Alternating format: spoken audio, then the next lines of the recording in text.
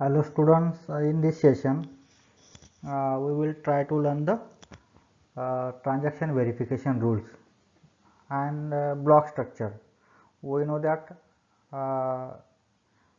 the blockchain provides the infrastructure for the Bitcoin.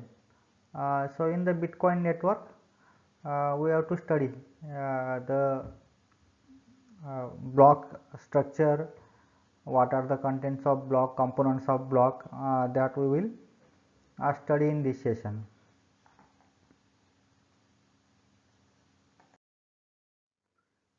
So in this session we have to learn transaction verification rules, then structure of block and block header, what components are there in the block header that we have to study. So in previous session we have studied some typical topics like what is input, what is output, and then scripting and locking and unlocking script. Then we have studied the we have taken the introduction of scripting language. So I am trying to keep this session short. So we have taken only two topics in this session: transaction verification rules and structure of block. Then in the next session we will study the Bitcoin network. But before studying the Bitcoin and network, we have to understand the components of network. What is block, what are the contents of block. Then in previous sessions we have studied the transaction data structure. Also we have studied the format of input data structure and output data structure. So in this session we will start with the transaction verification rules.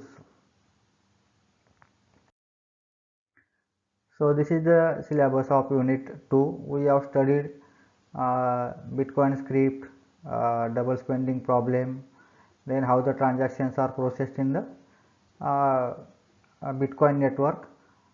Then now we are going to study the Bitcoin network step by step. But before studying the Bitcoin network, we will study what are the components of Bitcoin network.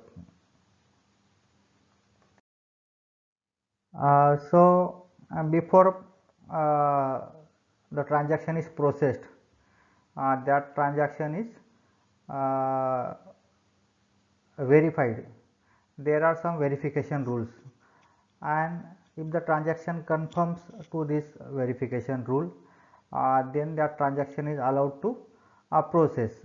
So these transactions are verified by the nodes. Transaction verification and transaction mining is the different thing. Mining means before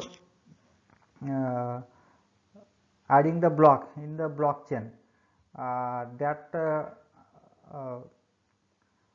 transaction needs to be mined. That transaction needs to be validated by the nodes, and if the nodes agree on the transaction, if some number of confirmation means validations, if some predefined number of validation confirmations are received, then the block is created and block is added in the Bitcoin network. So this transaction verification is different thing. So before the transaction is allowed to process, this transaction must satisfy certain rules, and that rules, this transaction verification process will verify that conditions. If that conditions are satisfied, then that transaction is allowed to process. So there are number of verification rules. So we will start with the rules. So before first rule is check the syntax and ensure that the syntax and data structure of the transaction conforms to the rules provided by the protocol. So this first rule says that it will it will ensure that the data structure of the transaction is as per the rules. as per the format in the Bitcoin network. It will be verified, and if it is not as per format as specified in the Bitcoin network, if the transaction data structure is not as per format, then if syntax is not as per format, then that transaction is rejected. This is the first rule. Then second rule is that verify that no transaction inputs and outputs are empty. We know that the transaction data structure contains outputs, list of outputs, list of inputs, also it contains the inputs and outputs. If these inputs and outputs are empty, then the transaction is rejected. Transaction is not allowed. This is the second rule. Then third rule is check whether size in bytes is less than the maximum block size. So whatever the block size is specified, if the size of the block is less than that size, maximum block size, then the transaction may be rejected. So this is there are several rules. Then fourth rule is that the maximum number of bitcoins in circulation are 21 billion bitcoins, and if your transaction contains more than 21 billion bitcoins, if the output values, we know that output values received from the previous transaction are spent, that values can be spent in the current transaction. The input will take the output value from the previous transaction, and inputs will spend that output. That we know in previous session we have studied. Outputs from the previous session will become input for the current transaction. The inputs will do some operation, they will send the bitcoins to some other account. So such type of transaction, bitcoin transfer, coin transfer may happen. So the output must be in the allowed money range. That means it must be less than 21 million bitcoins. If more than that is specified in the transaction, and then that transaction is rejected. Then fifth rule is all inputs must have specified previous output. So we know that inputs process the previous output, and if the previous output is not there, then that means that transaction is invalid and the transaction is rejected. So all input must have specified previous output except coin based transaction. Coin based transactions are for mining. They will not, coin based transactions will not perform any money transfer. So coin based transactions don't have previous outputs, but the other transactions that transfer the funds from one node to the another node, that transactions must have previous output. Previous outputs will previous unspent outputs are spent in the current transaction. The unspent transaction output will become input for the current transaction. So these are the different rules. Then sixth rule is verify that n-log time must not exceed 31 bits. So there must be some maximum time. Before that time, that transaction should be completed and blocks should be inserted into the blockchain. If transaction exceeds that limit, if the transaction exceeds that limit, then transaction is rejected. So sixth rule says that verify that n-log time must not exceed 31 bits. So this is the time before which the transaction will not be included in the block.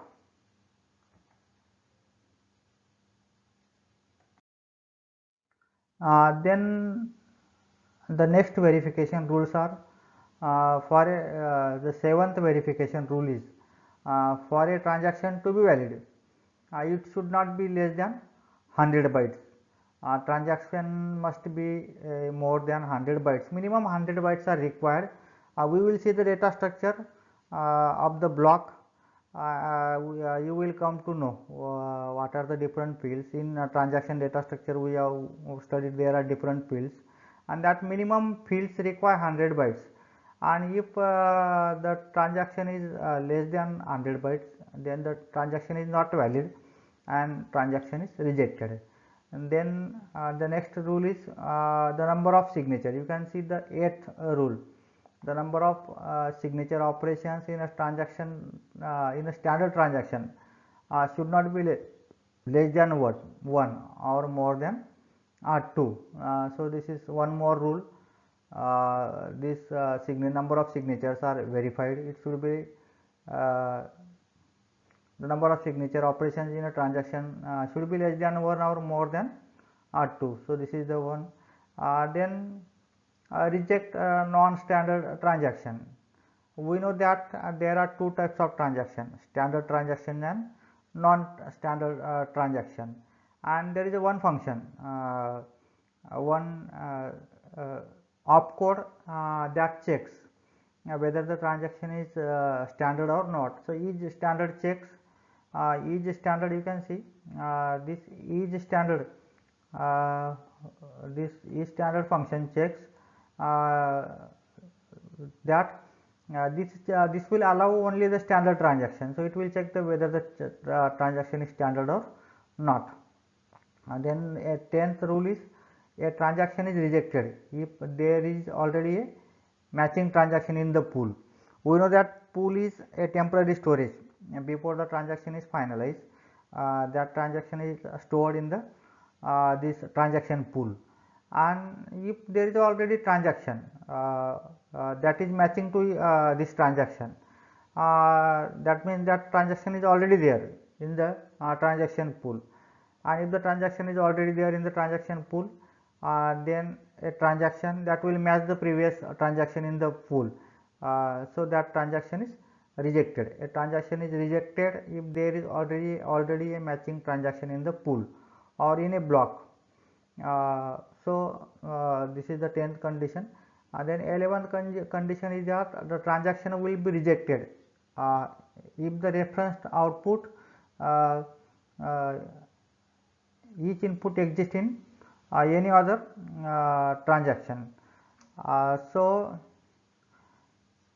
if this whatever the outputs are referred or whatever the outputs are used by the inputs, if that outputs are already referenced in some other transaction, then the transaction is rejected. Outputs, whatever the outputs received from the previous transaction, that outputs are spent by the inputs, and if some other transaction already using that outputs, already utilizing, already they have spent that outputs, then naturally the transaction is rejected. So this is 11th rule. Then next rule is for each output there must exist a referenced output unspent transaction. So we know that the inputs will spend the unspent outputs. This is the rule. We have done lot of discussion on this in previous session. Each input requires a unspent previous outputs, and for each input there must be some referenced output, unspent output. So if such type of output is not there, then the inputs that don't have any previous output, then the transaction is rejected.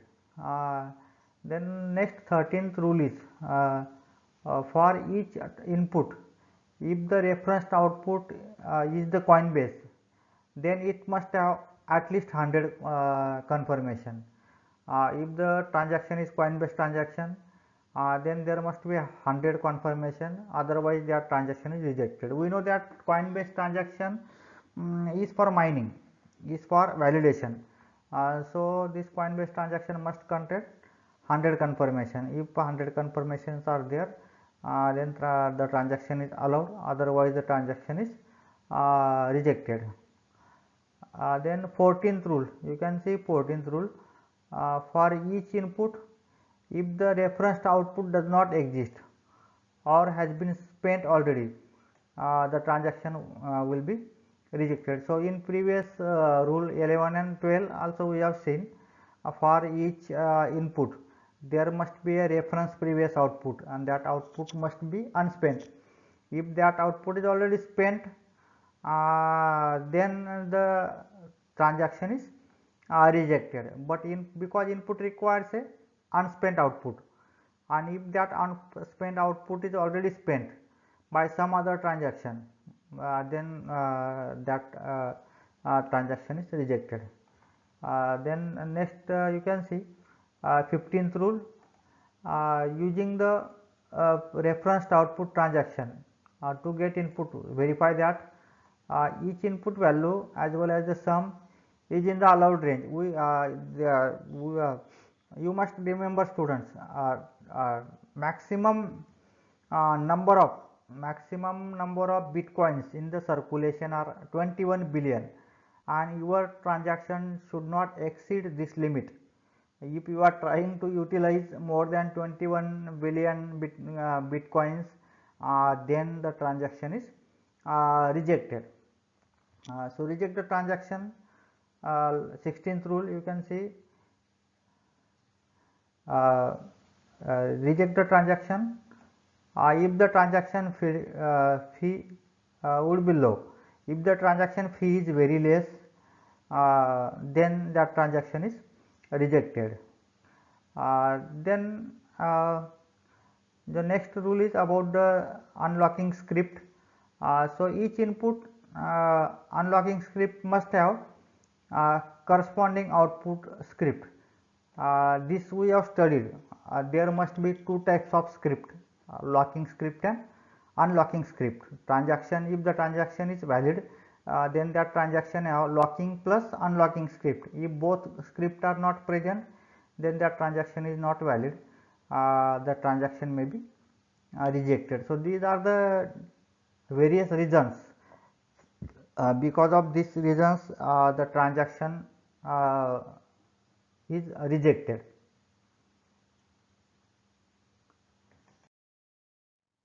So blockchain provides a infrastructure for Bitcoin. Bitcoin is a cryptocurrency, and this there is no any central authority, any banking system, federal system, government system that will control the Bitcoin. So this is the decentralized currency. There is no control of any central authority, and the blockchain provides the nodes in a Bitcoin network are connected in a peer-to-peer fashion, and the blockchain provides the infrastructure. What is blockchain? Blockchain is a public ledger. Blockchain is a public ledger of time-stamped order. The transactions are ordered and immutable. If we once the transaction is added, once the block is added in the blockchain, that block cannot be altered, that block cannot be changed. So we know that the blockchain is a public ledger of a time-stamped, ordered and immutable list of all transactions on the Bitcoin network, and each block in a Bitcoin network or blockchain is identified by a hash in the chain. The blocks are hash linked block. The current block will contain the hash of the previous block that we have studied in the first unit. So the in this we have to study same concept, but in the context of this Bitcoin, because blockchain provides the infrastructure, and whatever the features of blockchain, that features are applicable to the Bitcoin also. So we will study what is the structure of block in the Bitcoin. This topic we have studied in the first unit also, but we have to study this in the context of the Bitcoin. What are the fields of the block in blockchain? So the first field, you can see, the first field is block size. this block size.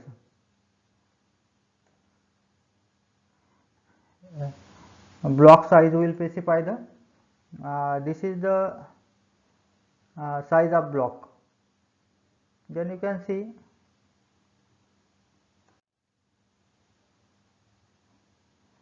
the second field in the blockchain is block header. This block header is of 80 bytes. This includes the fields from the block header. So we will see what are the fields of this block header. There are different fields. Then next field is transaction counter. Size of this field is variable. The size is not fixed. This field contains total. This field contains total number of transactions in the block. Then next field is transaction. This size of this field is variable, and it will contain all transactions in the block. So you can see the structure of block contain first field block size of 4 bytes. This is the size of the block. Second field is block header.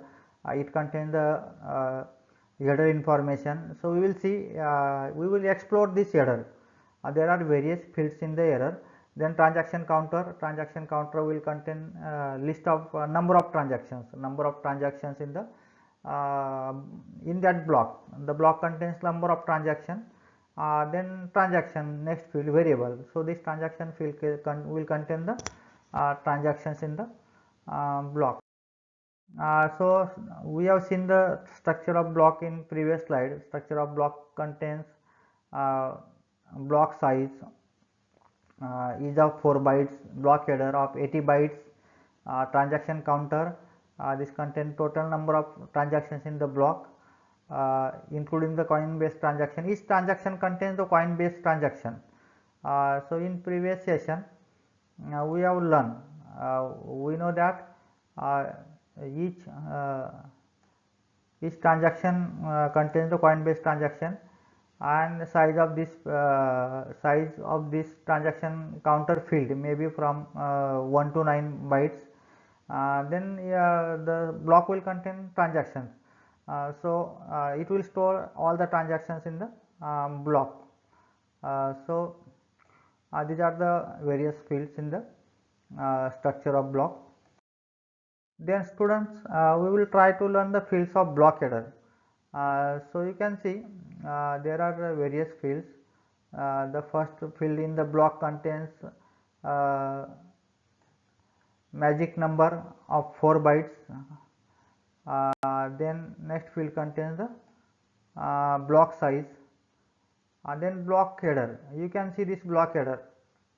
This is the block header. This block header has various fields. Then next is transaction counter. It contains list of transaction, and next field is transaction list. The number of whatever the transaction, the transactions are stored in the block. So you can see this block header. Block header contains various fields. First it will contain version, number of 4 bytes. Then it will contain the hash of the previous block. Then it will contain Merkle root, timestamp when this block is created. Then nonce is the number. This nonce is used for verification, for proof of work, and these are the various fields: version, previous hash of the previous block, then timestamp, difficulty target. This difficulty target is for proof of work. This is for verification purpose, and then nonce is also for verification purpose. So these are the different fields of header. So you can see the components of block header. It contains version of 4 bytes. This version indicates the version number of Bitcoin protocol.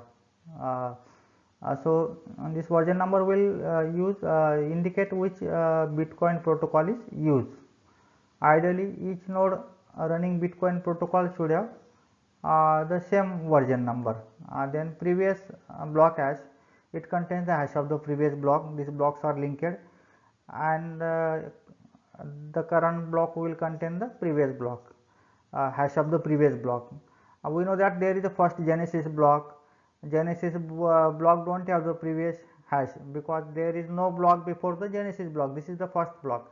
Then after the genesis block, the block 1 will contain the hash of the genesis block. Block 2 will contain the hash of the block 1. Block 3 will contain the hash of the previous block 3 will contain the hash of the previous block 2.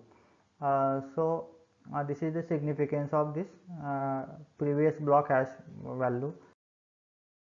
Then it contains a Merkle root. We know that Merkle root is there is a Merkle tree, and how the roots are calculated, how the root is calculated from bottom to the top. We have studied in the first unit, and what is the significance of this Merkle root also we have studied. This Merkle root is used for checking the validity of the block. If some attacker tries to change the contents of block, then Merkle root will change. So there are number of transactions in the block. So if you want to check the validity of the block, we have to check each transaction. But if we have the Merkle root value, then there is no need to check the individual transaction.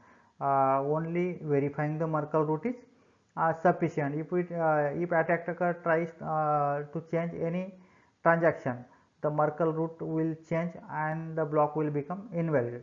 Then it contains timestamp when that block is created, difficulty target.